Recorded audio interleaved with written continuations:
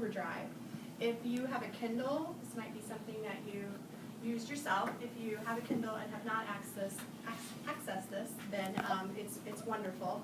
I actually learned about it from my 14-year-old. He was reading books last summer on his iPod, which I'm not sure how you do that, 14-year-old eyes. But what he did was he downloaded the Kindle app onto his iPod or iPad, if you have a device like that, and I think that it doesn't have to be an Apple device. And you can turn your device into an e-reader. So I can do that with the Kindle app. You can also use something called the Overdrive app. And that, we use the Overdrive app if you don't want to set up an Amazon account and go through all of that.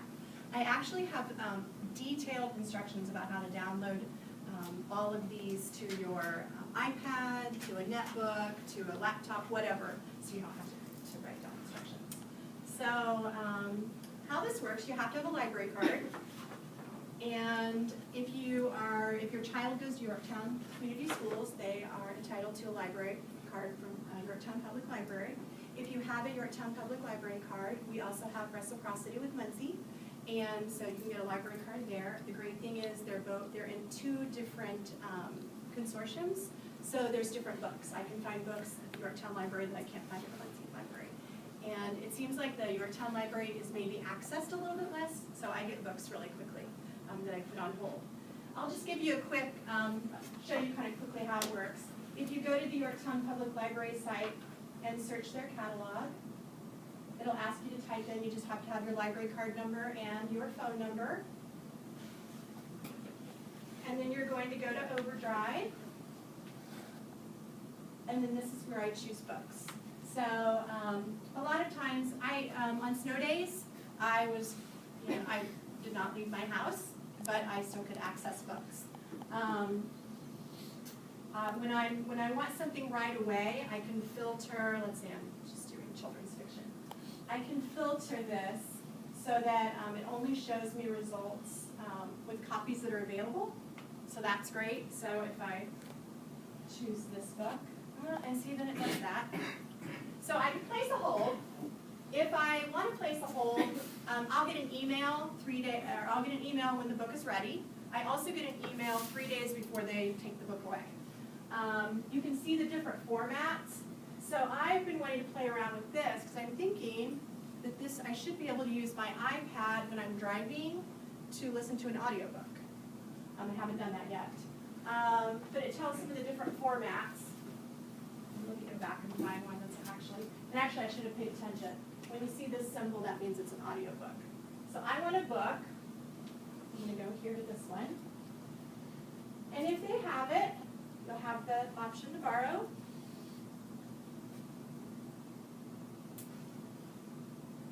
And I'm going to select a Kindle book, confirm and download. And then it's going to go to my Amazon account, and I'll get my library book. I would have to put in my username and password to do that. And then it will go directly to my Kindle. It's fantastic. It's very cool.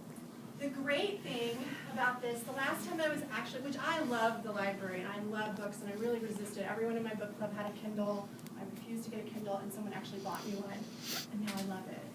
It's backlit, so if you wake up at 2 in the morning and you're reading your book, you don't have to turn on the light and I just go right back to sleep. It's wonderful.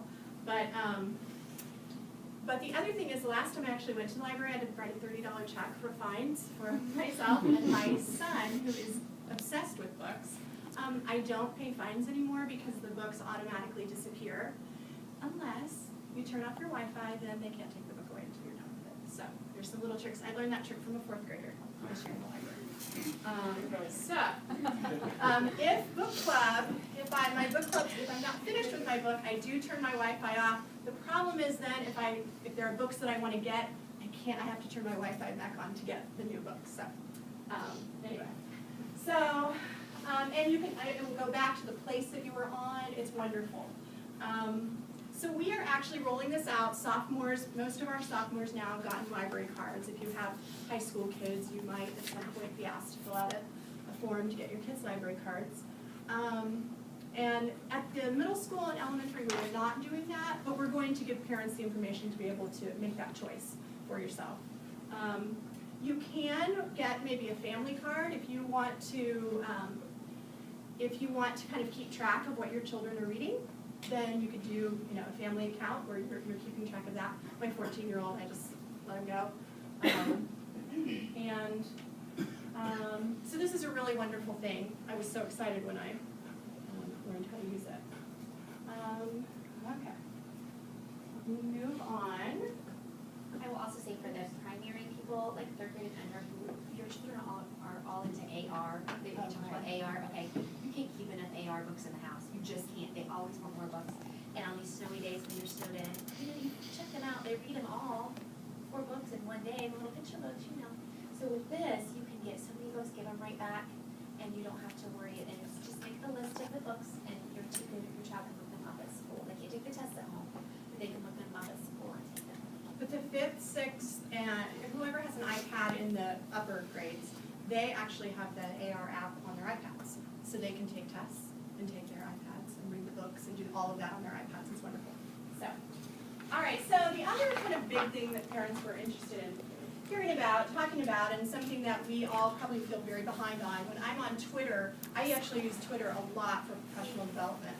And I'll read articles about what teenagers are, what are they doing online and social networking and things like that. Because I am active on Twitter, I have a Facebook account, but that's kind of all I do. I do have an Instagram account because my boys are on Instagram. I don't really get it, but a lot of us feel very behind with that. So, I'll tell you a little bit. This is such a great graphic. I taught 1st grade, and I really loved blogging with my 1st graders, which is such a fun, so much fun to read. It's so wonderful what they come up with. But last year I had one little girl. I really encourage the kids to have conversations when they blog. So someone writes something, and the other kids can ask them questions, and there's some interaction, that collaboration, that connecting to others. But I had one that was constantly correcting their grammar and their spelling and making little helpful comments. And we have to teach kids how to respond appropriately to each other. If you go on the Star Press and press on the comments, oftentimes most of what you read is horrifying. A lot of adults need to learn that too. But we're teaching kids, you'll see this, there's one outside of Holly's room, and this is something that I use with my own kids. Think, is it true, is it hurtful, is it illegal, is it necessary, is it kind? Any kind of social media, these are good questions for all of us to think about. My 14-year-old just got a Facebook account, and he was like, Mom, there's so many things that I want to write on people's posts, but I don't. I'm like, no, don't. Please show self-control. But it's something kids have to learn. And then these are just some of the different things that your kids might be doing. So, here are some of the things. This is the symbol for Twitter. Tumblr, which is mostly pictures. A lot of the older kids seem to be into that. Facebook. This is Snapchat, where you can send a picture of yourself to someone else and it disappears in, it's pretty quick. But then you read about how it doesn't really disappear. So kids think it's a safe way to send pictures that might not be appropriate. But it's, of course, never a good idea to do that. Instagram, which probably a lot of kids are on. So one thing is to guide your child to post responsibly, so that think graphic is kind of where that comes into play. I check my child, both of my children, I check their accounts. I also look at what their friends are posting. I don't do it very often, just like with Holly and my big campus, I'm the same way with my kids. If I get something from Power School that I'm questioning, then I go look at their Edmodo. But every now and then, every couple of weeks, I'll definitely take a look at Instagram and Facebook and just see what they're doing. Our rule, we have the grandma rule. If you post something and you would be embarrassed for your grandmother to see it, don't post it. And my 14-year-old has said that to me before. I thought about it, and I'm going to think her grandmother would like it. One kind of social media that we use a lot at school is Twitter. How many of you have a Twitter account? Anybody? Okay. You've probably been forced to sign up for it by your child's teacher. They're using it. A lot of people aren't really a lot of parents, I had, when I taught first grade, I would ask my parents to follow me, and a lot of times I would be the only person that they followed. But I used it all the time as a way to connect with my parents, and to show them what we were doing in class, and so that when their child got home, they could say, instead of "what'd you do today," and the child would say nothing, they could say, tell me about your pumpkin activity, or tell me about, and they knew specifically. I've had several parents tell me, like, their child looks at them in shock the first time, like, were you there? So, because it's surprising that their parent would know so much about it. We have a list of some Yorktown people that you could follow on the paper that we gave you, and Dr. McCormick has a Twitter feed. She's posting lots of things lately about our snow days, and lots of athletic accomplishments and different scholastic accomplishments from our school.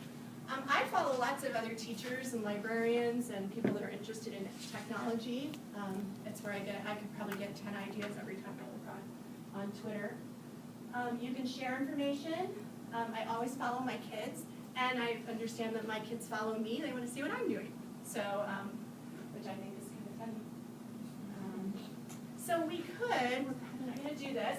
We have put on one of our handouts a link to a video tutorial. If you haven't set up an account, it will show you exactly what to do. It's super simple. And then like I said, I also listed several Yorktown people that you could follow, and several just other people that you might be interested in following.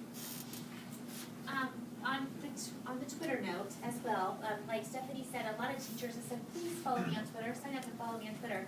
I want to explain to you for just a minute why they're asking you to do that. First of all, it's great instant communication, and they can share things that we hear, even if you don't, for example, you don't follow Dr. McCormick, they can retweet information from her or from the school. So if you don't follow the school but you follow the teacher, they can retweet things and you can get information that way. That's one reason. But more importantly, and this is as a first grade teacher and as a mommy, I will tell you, there are some things, we're doing so much in the classroom digitally on their iPads and those kinds of things that we can't send home. So I know there were days that my students took home no paper. It's because the things they were doing, they were building through apps like Animoto and Poplit and those kinds of things. You can't send that home. I'm not going to have them build it digitally and then print it out. It's very difficult to do. It takes a lot of time and it defeats the purpose. But what I can do is hit that share button and I can tweet it right out to you. And so, example, Holly, back here. Yes. Patrick class.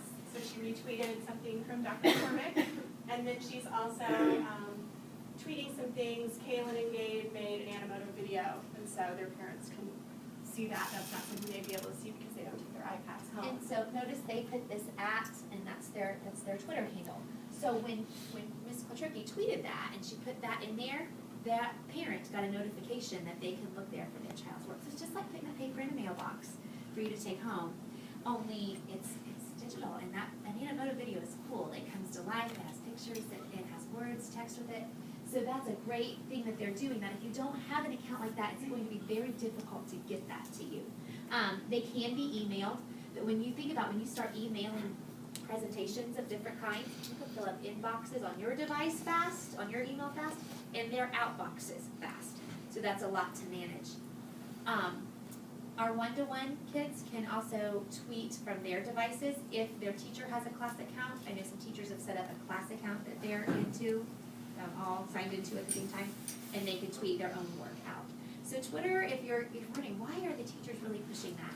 That's why, because it's a great way to share not only information, but also work that we can otherwise not get to you. Something really great too, last week, Mr. Dudley, he had a tweet up on our snow day, wasn't it? Yes. And he would tweet some questions, and the teachers participated, and we answered, and we're interactive. So it's kind of just extending everything beyond the school day.